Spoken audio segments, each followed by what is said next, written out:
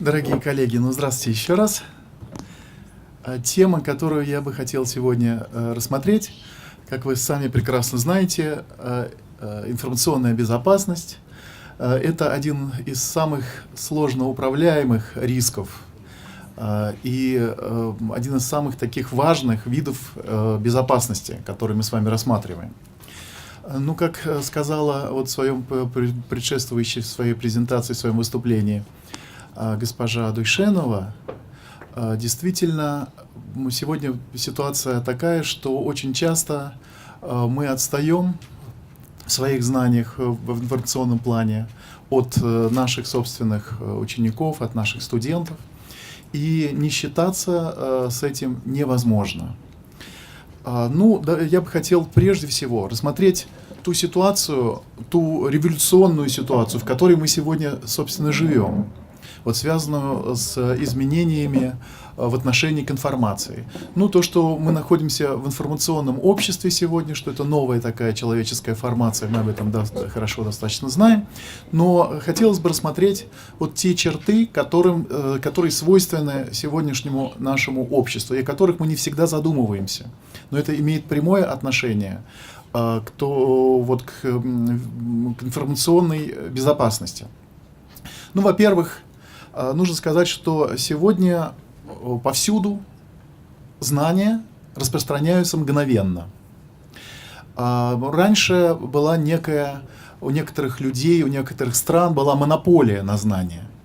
И за счет этого, собственно, двигалась история человеческая, и вот была такая неравномерность в распределении и ресурсов, и сил по миру. Сегодня мгновенно, если что-то появляется в какой-то одной стране, как правило, это долго не держится в секрете, через некоторое время об этом узнают на самых далеких точках земного шара.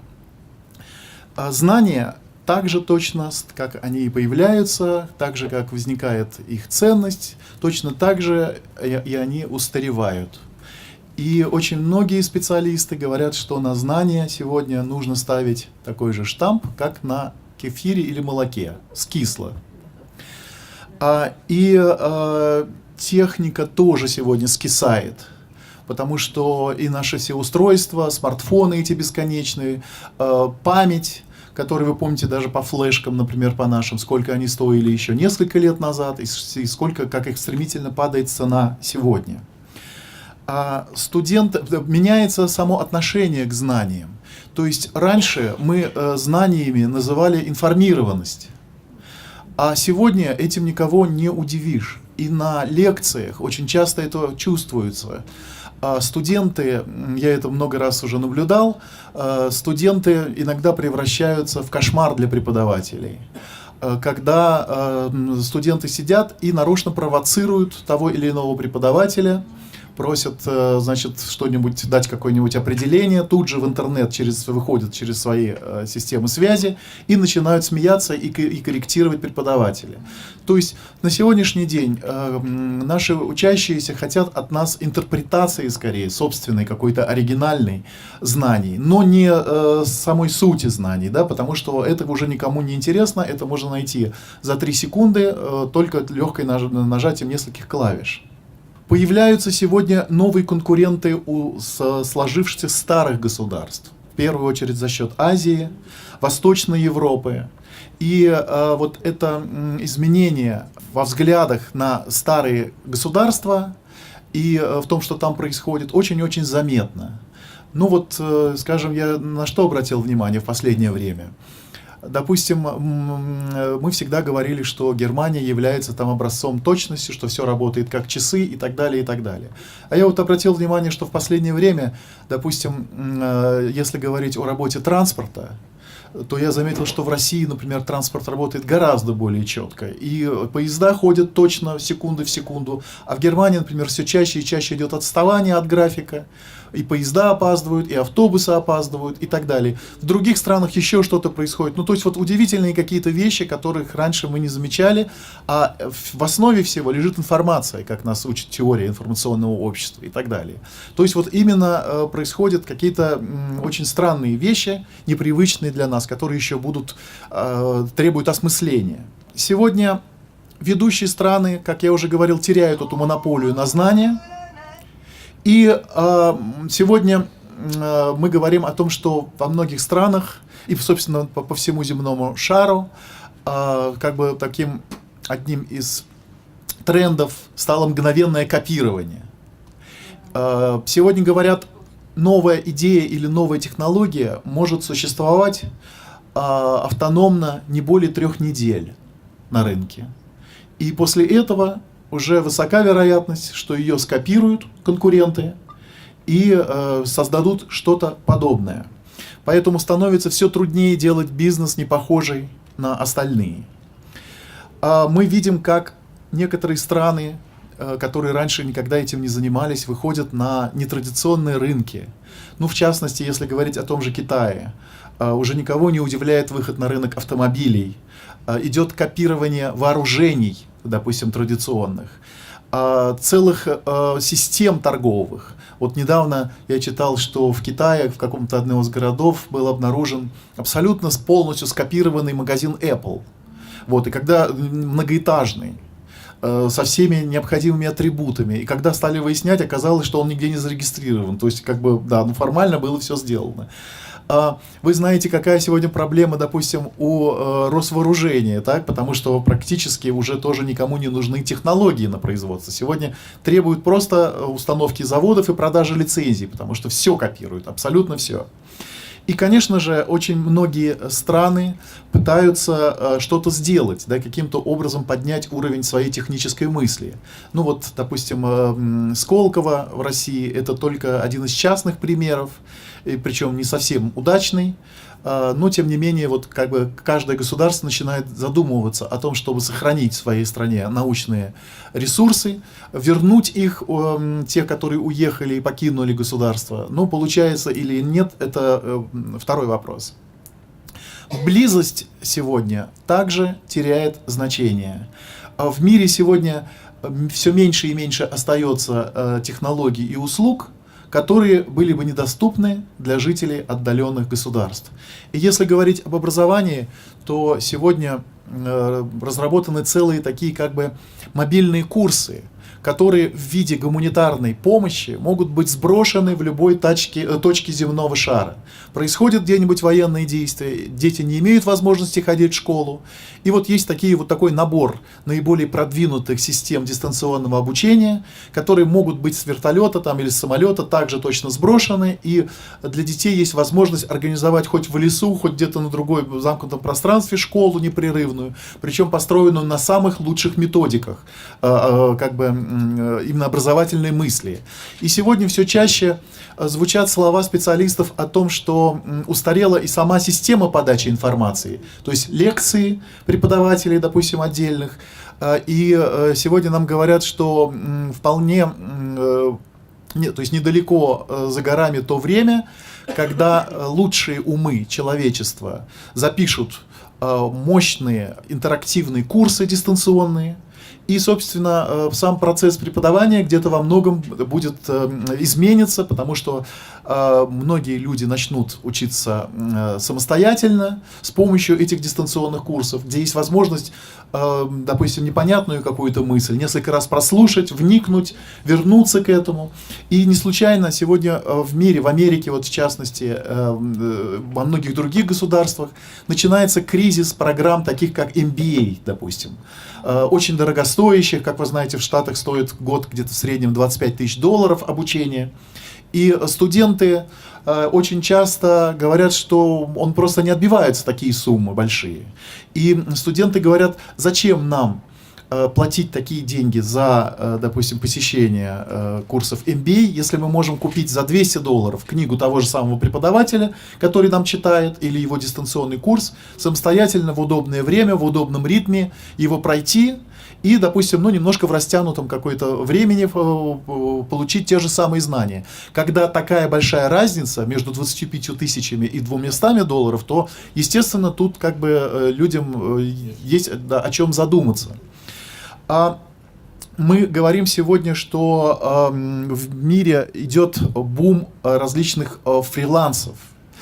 В частности, Я вот на одной из презентаций уже об этом говорил.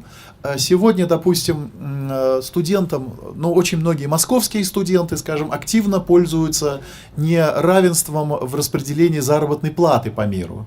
И вот, допустим, мои студенты в МГИМО очень часто пользуются услугами в последнее время индийских специалистов, где очень большая разница по сравнению с оплатой часа труда. И, допустим, вот если мы посмотрим, вот, скажем, сайт, который я вот здесь на экране вывел, индийский, вот, адрес приведен ниже, это самый, пожалуй, дорогостоящий уровень зарплат. Если, допустим, мы посмотрим другой сайт, следующий, то здесь уже зарплата идет даже больше, чем в 2,5 раза дешевле, это за час. А я говорю о сайтах для фрилансеров, то есть в Индии сегодня бум сайтов, специалистов, которые могут сделать все, что вы хотите.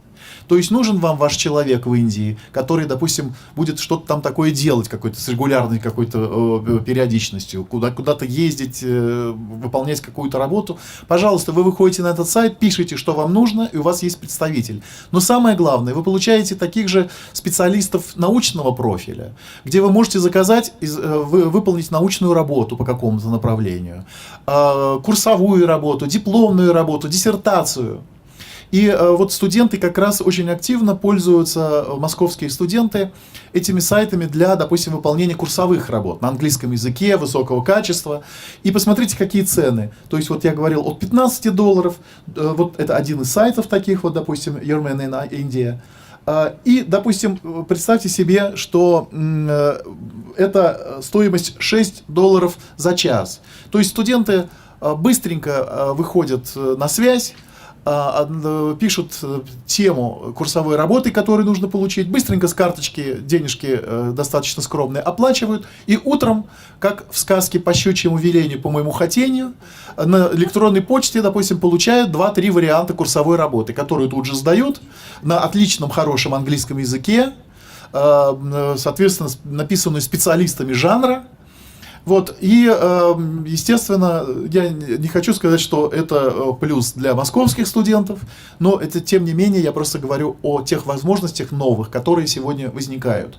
И даже те скандалы, которые сегодня связаны с антиплагиатом, а мы знаем, как сегодня, какое значение, какое внимание придается тому, чтобы как бы не воровать чужое, все это стимулировало создание новых видов бизнеса. То есть сегодня цветут так называемые рерайтеры.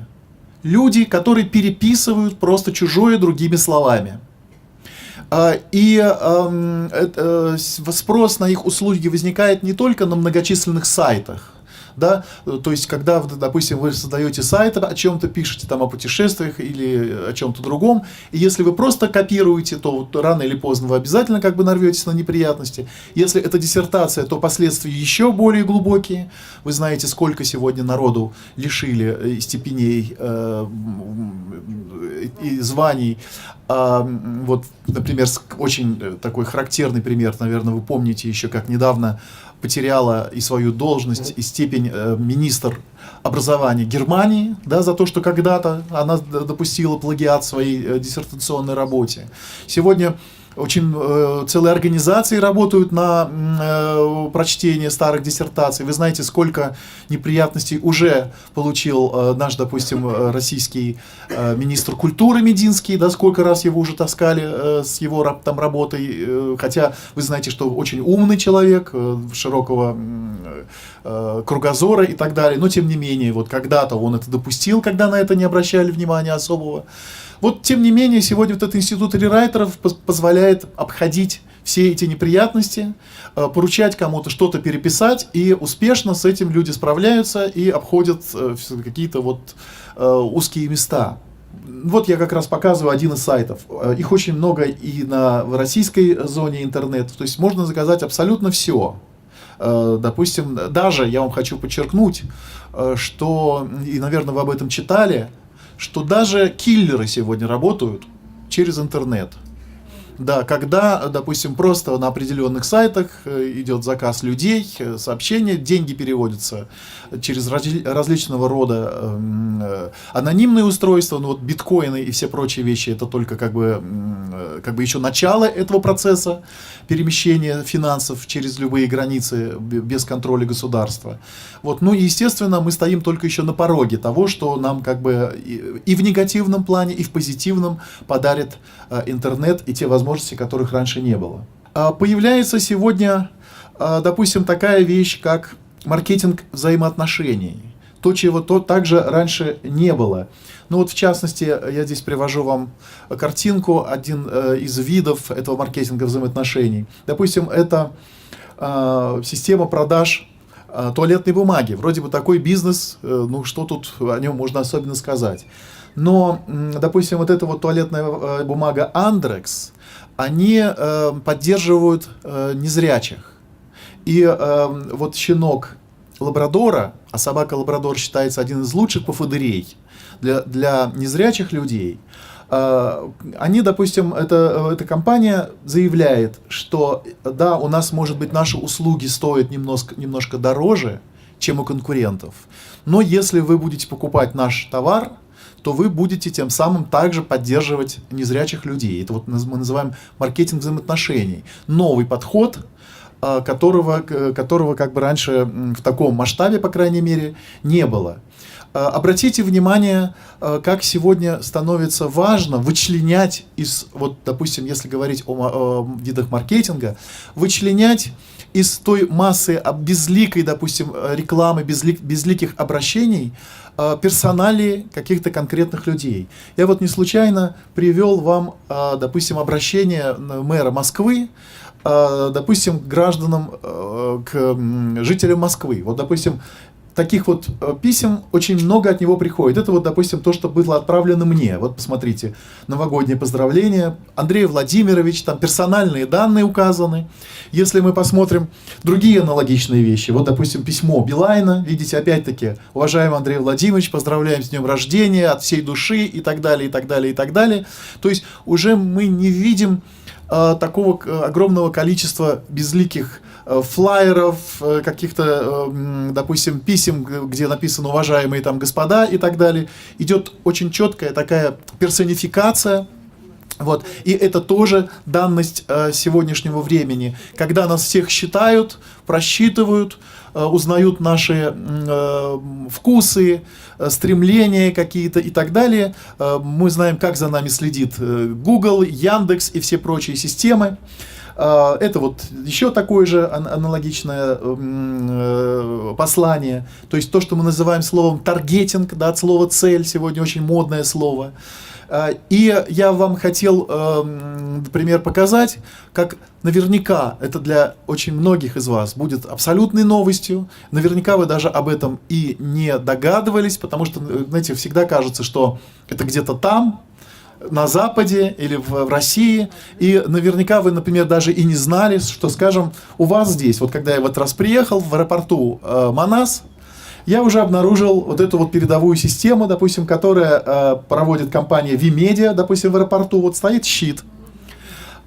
Значит, эта технология уже, я с любопытством это узнал, эту технологию, то есть, как только вы смотрите на экран, вот, допустим, вот видите, вот этот вот, который вот он стоит в зале, вот этот вот экранчик, допустим, так, на линии приема багажа, и эта технология уже позволяет, только вы повернули свое лицо к ней, она мгновенно вас вычисляет по вашему лицу, определяет ваш возраст, определяет пол и моментально таргетирует уже, в зависимости от этого, то есть кто пришел, в какой, значит, какой пол, какой возраст и так далее, просчитывает, сколько есть, какой проход идет через службы аэропорта и так далее, и так далее. И то есть уже совсем немножко осталось до следующего этапа, когда будут появляться Wi-Fi сенсоры, которые будут моментально влезать в ваш компьютер,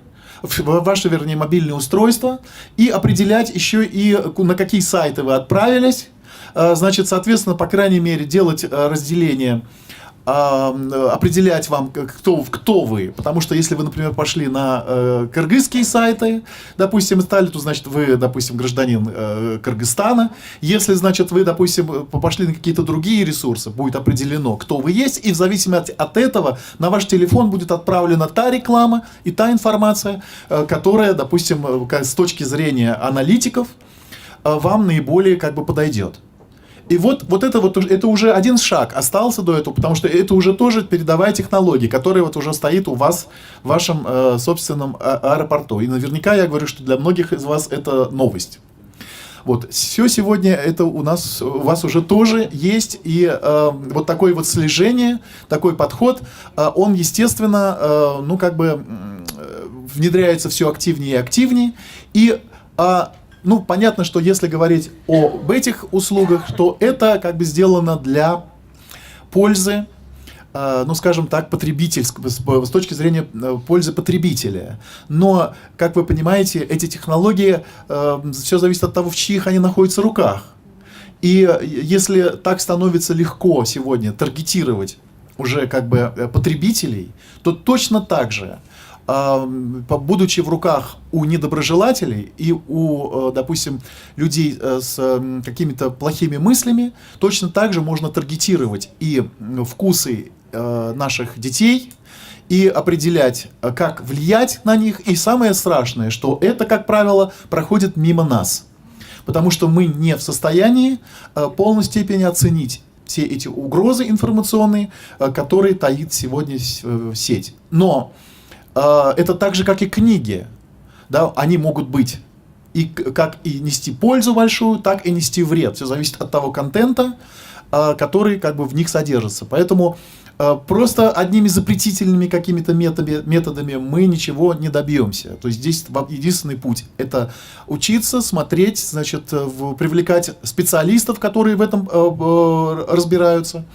И какие же у нас сегодня риски наиболее определяемы на сегодняшний момент? Это, во-первых, киберзависимость для наших детей.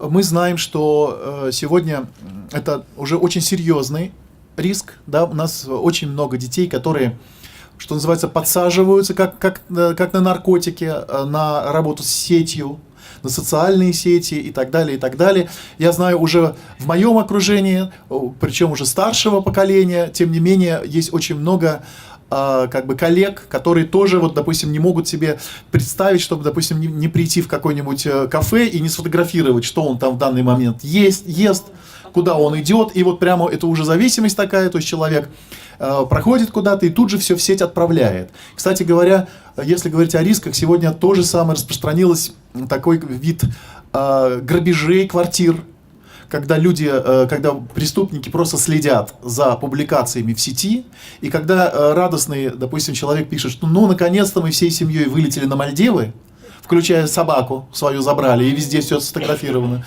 То есть грабители получают прекрасную информацию, которую даже там ни один наводчик не даст.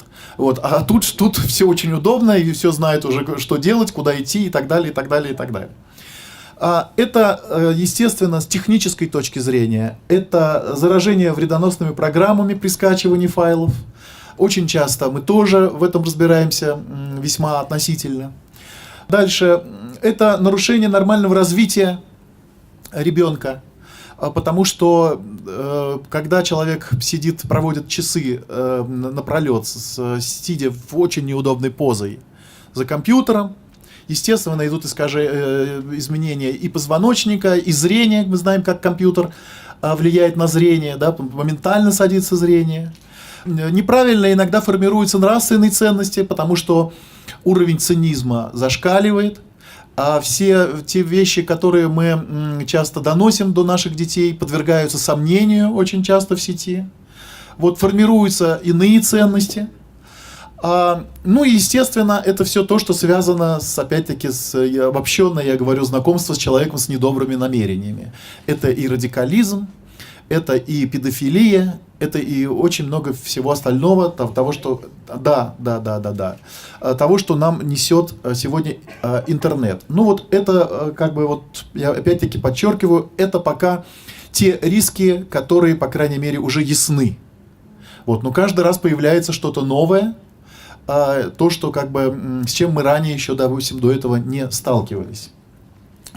Каким образом реагировать на, или вернее, вот, то есть, эта табличка говорит о соотношении пользователей интернетом, детьми самостоятельно и под надзором взрослых. То есть пока еще сегодня, допустим, пропорция достаточно высокая под присмотром взрослых, 25%. Но этот сектор стремительно уменьшается. Потому что сегодня наши дети предпочитают выходить в интернет под влиянием своих друзей, знакомых, но в меньшей степени с нашей помощью. Если посмотреть об угрозах, которые сегодня есть, допустим, говоря о контенте, то вот в процентном отношении на следующем слайде указано то, что, допустим, смотрит очень часто детская аудитория до 14 лет. Это 39% порно, 19% насилие, 16% азартные игры, 14% сайтов посвящены наркотикам и алкоголю. И не случайно, вы знаете, вот я наблюдал это многократно, как, допустим, в Москве на очень многих станциях метро, допустим, особенно если говорить о спальных районах, вот некоторые молодые люди крутятся возле метро, вот ходят явно так бы, допустим, в 2-3 часа ночи, ну, до утра, грубо говоря. И, ну, явно, что человек что-то делает. Потом мне кто-то из моих соседей сказал, что, ну как, ну это же, говорит, вот известная вещь, на таком-то сайте, допустим, продажа наркотиков. Вот точно говорится, где там человек есть, где ты можешь купить, там какие-то ключевые фразы, которые ты должен сказать. И вот просто все вот так уже как бы поставлено на поток. Поэтому, ну, тревожные цифры, естественно, конечно, нужно вырабатывать способы, пытаются бороться, но вот, к сожалению, иногда мы серьезно опаздываем. Именно из-за того, что знание технологий у нас часто ниже, чем, допустим, у наших детей.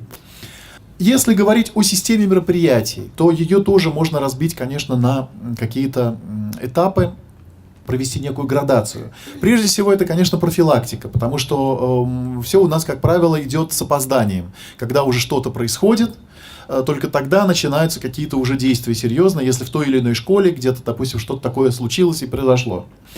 Ну вот, предполагается, что необходимо работать с детьми в зависимости от их возраста. В начальной школе рассказывать о работе с сетью в виде сказок, игр каких-то. В средней школе в виде бесед, ролевых игр, диспутов, тренингов.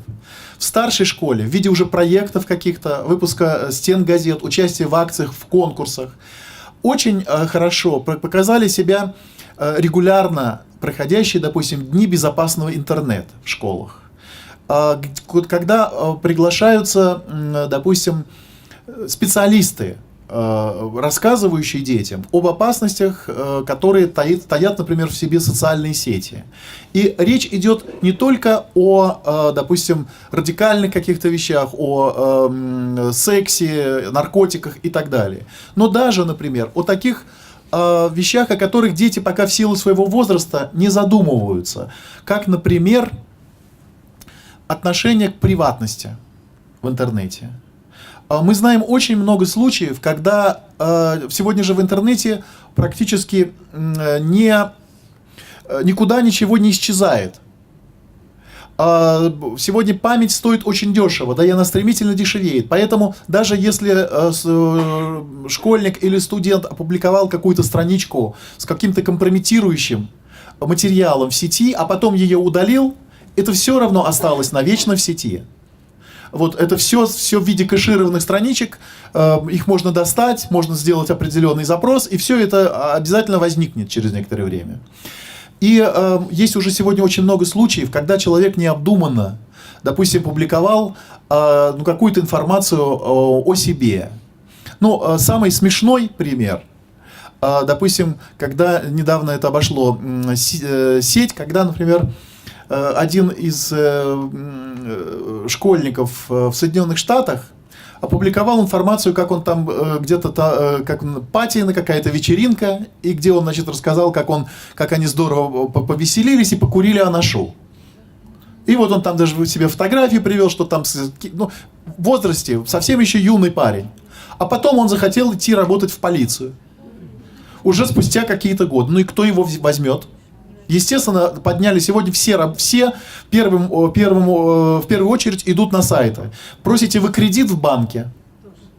В первую очередь служба безопасности идет на Facebook и читает вашу страничку. Вот, и просматривает ваши посты, просматривает ваши лайки. Смотрит перечень друзей, потому что по перечню друзей сегодня можно все сказать. Кто вы есть, чего вы есть и так далее, и так далее, и так далее. А по тем материалам, которые вы отметили как понравившиеся, также полная картинка рождается, что вам нравится, что не нравится. И поэтому, а убрать это уже невозможно. То есть это всегда можно найти. И поэтому было очень много случаев, когда людей начинали шантажировать из-за того, что какая-то была опубликована необдуманная информация, допустим, в сети в виде фотографий, ну и так далее, и так далее. Когда, допустим, девушка опубликовала фотографии по своим отношениям предшествующим, допустим, с молодым человеком, а потом, когда она расставалась, естественно, это становилось уже для нее компрометирующей какой-то информацией, когда она уже не могла, допустим, это что-то удалить из сети и так далее. И она бы хотела это сделать, но уже было поздно. Поэтому вот подобные, допустим, беседы во время дней безопасного интернета, они очень здорово помогают. Опять-таки подчеркиваю, ну вот уберечь детей от всей негативной составляющей интернета мы не сможем. Но, по крайней мере, рассказать о таких вот последствиях, к которым может прийти необдуманная работа, ну, вполне в наших силах. Вот. Дальше. Профилактическая работа с родителями нужна. Родительские собрания, индивидуальные беседы, лекции. Это очень важно, да, потому что роль семьи переоценить невозможно. Все равно большая часть влияния еще до сих пор дети получают через семью. Поэтому очень хорошо показывает себя родительский всеобщ по вопросам кибербезопасности, когда также регулярно с родителями проводятся беседы о том, вот как раз об этих опасностях, чтобы от родителей это тоже шло к детям. Это работа с педагогами. То есть нам, конечно же, требуется регулярное повышение квалификации по вопросам информационной безопасности. Причем практические занятия, когда мы можем сидеть, и когда так же, как вот мы сегодня с вами открыли наш второй день работы с блестящей презентацией, да, с блестящим построенным таким коммуникационным тренингом, когда мы там друг с другу сказали очень много приятного, сделали такой задор на весь день. Вот точно так же вот такая же должна быть практическая работа с компьютером, когда можно будет и потыкать, и посмотреть, и понять, что происходит, и чем можно было бы воспользоваться. И где, подчеркиваю, где бы шла взаимная работа, взаимное обучение педагогов и родителей.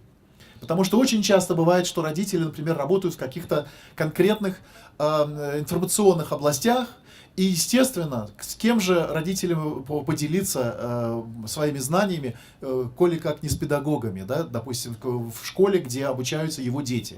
Родители сами в этом заинтересованы, тем более, что на детей часто времени не остается. Поэтому просто приглашение таких родителей может принести массы пользы. Если говорить о нормативно-правовом обеспечении, то, конечно, в каждой школе необходим пакет вот этой вот нормативно-правовой документации по вопросам информационной безопасности. Это прежде всего документы, определенные правила по контентной фильтрации. То есть, что такое контентная фильтрация? Это, конечно же, элементарные программы, которые блокируют доступ на компьютеры нежелательным программам. Но, опять-таки, не надо обольщаться. Ну, сколько дней, допустим, сколько часов проведет наш ребенок в школе? Ну, определенное количество. В конце концов, мы перекрыли ему доступ к каким-то сайтам в школе, ну, пошел он куда-то там к друзьям, и если ему дома родители закрыли, он все равно найдет, как в сеть выйти. Вот. Но, тем не менее, опять-таки, если мы сопровождаем этот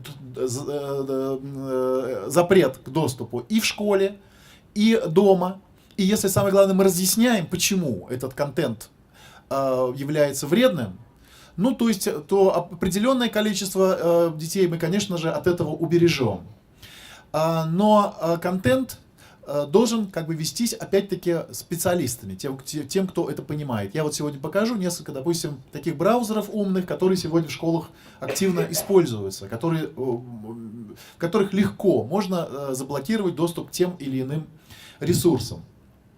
Ну, доходит до парадоксов. Однажды я в одном из ведущих московских вузов, не так и давно это было, года там 2-3, читал лекцию какую-то, и вдруг, допустим, причем вуз славился своими хорошими специалистами в информационной безопасности, ну и вдруг вот во время демонстрации презентации на экран вышло порно жесткое.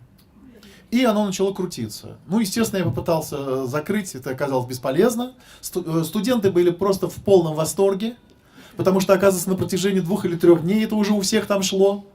И никак там заблокировать это не могли. Еще более парадоксальный случай был в Москве, когда на огромном экране в центре города, в районе Курского вокзала, в период вечерней, вернее, пробки, когда все уже света не было, тоже на огромном экране появилась порно, которое в пробке демонстрировалось несколько часов, и тоже его не могли заблокировать. Вот такие вещи возникают даже вот в тех местах, которые как бы декларируют, что у них хорошие специалисты. А это как раз именно вот неумение заблокировать даже, то есть на уровне простой блокировки, неумение справиться с какими-то вызовами, которые сегодня появляются. Это, опять-таки, это хохма, можно так сказать. Но вы же понимаете, к чему это может привести. И когда начинают, то есть, ну вот, допустим, характерным примером неумения работать, допустим, является продекларированная в России блокировка сайта Telegram. Да, когда публично заявило ведомство, что сайт блокируется, и тем не менее, вот сколько уже времени идет, ничего справиться с этим пока не удается. И регулярно исчезает, допустим, доступ к сайтам Гугла, исчезает доступ, недавно оказалась заблокирована сеть магазинов Dixie сразу разом, причем перед праздниками, из-за того, что понятно, что ведомство пытается блокировать IP-адреса, значит, Телеграма, но, допустим, это не удается. Поэтому даже вот такой большой стране, как Россия, далеко не так просто, значит, сегодня блокировать что-то, не задевая другие ресурсы. Все очень взаимосвязано. И самое главное, что как бы информационная грамотность тех, кто стоит по другую сторону баррикад, она часто растет и часто является более высокой, нежели информационная грамотность тех, кто борется, значит, соответственно, с источниками угроз. Но дальше, естественно, должны быть положения, если говорить о нормативно-правовой документации, положение об организации этой профилактической работы, правила безопасного поведения в сети интернет, приказы, естественно, о назначении ответственных за эту контентную информацию.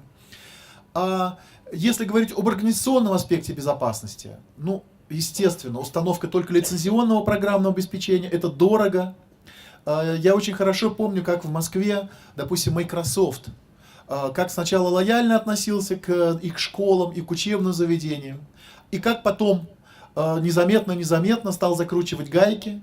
Я, в частности, сам с этим сталкивался, когда, допустим, работая проректором, вдруг получаю звонок из Microsoft, и мне говорят: здравствуйте, Microsoft беспокоит, а сколько у вас компьютеров в школе, в институте? Я говорю, допустим, там 1000. А сколько у вас студентов? 5000. Да, а что, остальные у вас люди, значит, на коленках работают?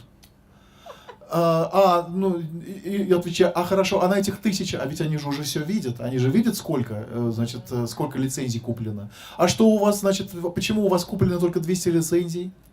А что, все 800 у вас остальные на macOS работают? Значит, это что, маки у вас? Значит, а ведь знает же, что маки стоят очень дорого, и, конечно же... И, то есть, такой звон, да, ну хорошо, если вы так считаете. А у вас инспекции не проводились? Нет. Да, ну и все так вежливо сначала. А потом, помните тот процесс, когда директора школы бедного за нелицензионное программное обеспечение Windows чуть не посадили в тюрьму, потому что законы ужесточились.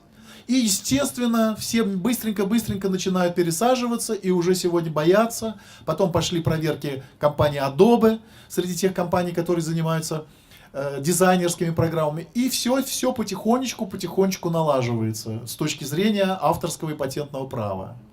Вот трудно, тяжело, для Кыргызстана даже говорить страшно сегодня, потому что это все дорого, да, но тем не менее, скидки даются очень большие, для преподавателей, для студентов очень большие, компании тоже подходят гибкость большую, и, ну скажем, даже в Москве, если вы студент или преподаватель, можно получить скидки от той же Microsoft в размере 80%, 85%, то есть ну, практически почти даром получить пакет программ. Поэтому можно договориться, можно использовать. Но, естественно, лицензионное программное обеспечение даст очень много пользы, гарантий каких-то с точки зрения защиты от вредоносных программ. А именно через вредоносные программы часто возникают вот эти вот технические угрозы. Антивирусные программы, брандмауэры и так далее, это все тоже очень важно. Есть фильтры сегодня и на уровне недопуска к системам радикализации. Сегодня поиски по вот контенту такому лингвистическому также достаточно хорошо работают. Сегодня есть очень много хороших примеров. Поэтому можно установить определенные фильтры на компьютеры, которые не допустят радикальный контент. Это тоже, ну и плюс все то, что я говорил, и наркотики, и так далее, и пропаганда всех этих вещей.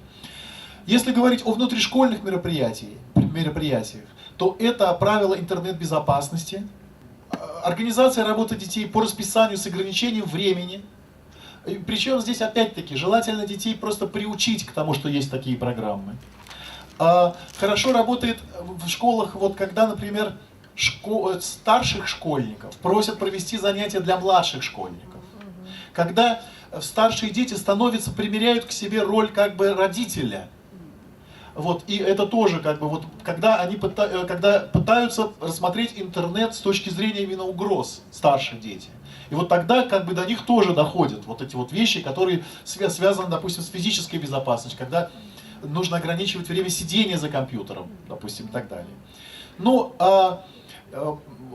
если, опять-таки, говорить вот обобщить, то это профилактическая работа по медиабезопасности, мониторинг, диагностика проблем, разъяснительная работа, виртуальные мероприятия с родителями, виртуальные мероприятия, да, потому что через сайт сегодня все это можно делать дистанционным образом.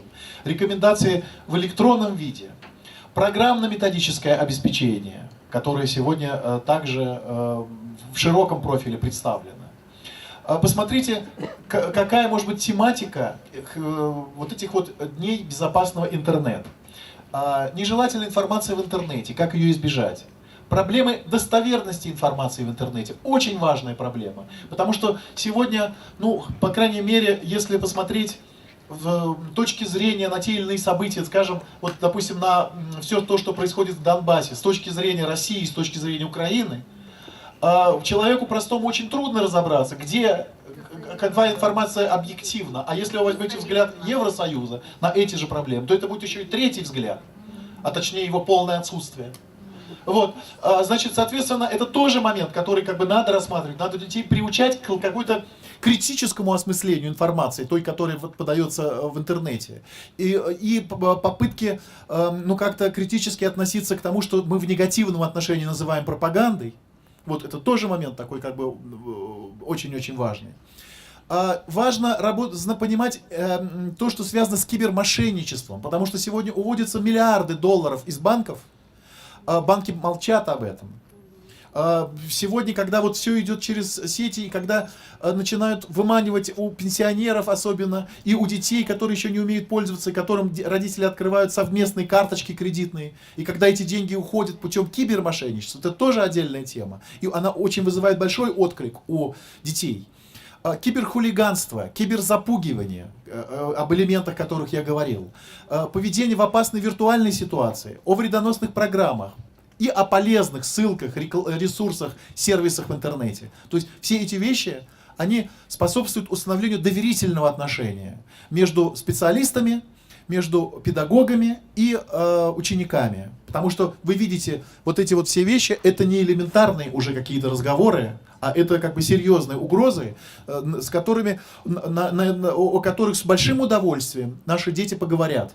Потому что это важные вещи. Нужно только привлечь специалиста, который может об этом поговорить, и свою квалификацию потихонечку поднимать. Ну вот, допустим, если на табличке вывести то, что сегодня помогает блокировать некоторые опасности и риски в интернете, то это, конечно же, все-таки контроль взрослых.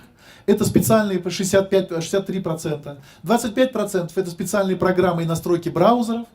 12% можно отнести к отдельной детской учетной записи в интернете, которая не позволяет зайти, но это тоже определенная блокировка контента.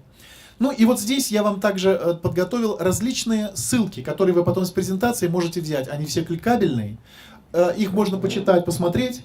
Это взгляды на интернет с помощью, вернее, со стороны ЕС, Еврокомиссии.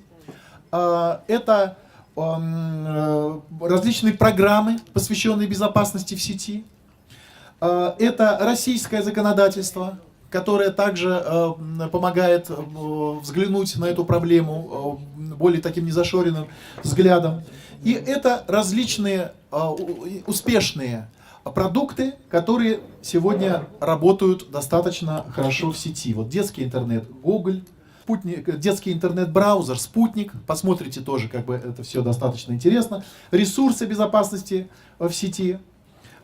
Центр безопасного интернета, допустим, я дальше покажу его. Вот, допустим, как он выглядит. Посмотрите, как здесь разбито все допустим, по возрасту. Детям информация какая-то, подросткам, взрослым, педагогам. И подобран тот набор программ, который может помочь получить нужную информацию, которая именно не будет банальной и не будет нравоучительной. Это тоже момент очень важный. Видите, вот я одну из страничек открыл, например, детям. Правила поведения в сети с мошенниками, злоумышленниками, как не стать жертвой сетевых шуток и розыгрышей. Образовательные ресурсы, детки в сетке или введение детям об интернете. Ну и так далее, и так далее, и так далее. Подросткам, например, видите странички, троян-вымогатель в социальной сети. А представьте себе, в каком положении может оказаться подросток, если вдруг у него появляется троян-вымогатель. Ему родители не разрешали заходить на какой-то сайт. А вдруг он зашел и появляется надпись: если ты немедленно сюда деньги не внесешь, то все, тебе сейчас я уничтожу весь твой компьютер, а он еще на родительском, допустим, зашел. И куда ему деваться? Он начинает в панике, боится сказать родителям, начинает искать эти деньги, чтобы только выйти разблокировать свой компьютер и так далее, и так далее. Это центр локального безопасного интернета. Посмотрите, сегодня можно ввести, вот здесь вот Амурская область стоит, кликнуть на свой регион и получить информацию, что у вас рядом с вашим домом, где есть центр этого безопасного интернета поблизости. Допустим, тоже сегодня это все представлено. Ну и подводя итог своему выступлению, я бы мог говорить на эту тему очень долго, и это очень важная тема. Но чтобы подвести итог, я бы хотел опять-таки пробежаться вот по тому, что кажется, в каком направлении нам нужно действовать. Значит, прежде всего, правовое обеспечение информационной безопасности должно быть отработано, и в этом направлении мы должны думать. Мы должны думать о нравственном и этическом контроле, о защите психики и здоровья ребенка, об организационной защите, о воспитательных мерах по обеспечению информационной безопасности, ну и, может быть, даже на самом последнем только месте, о техническом и программном обеспечении информационной безопасности. Спасибо за внимание.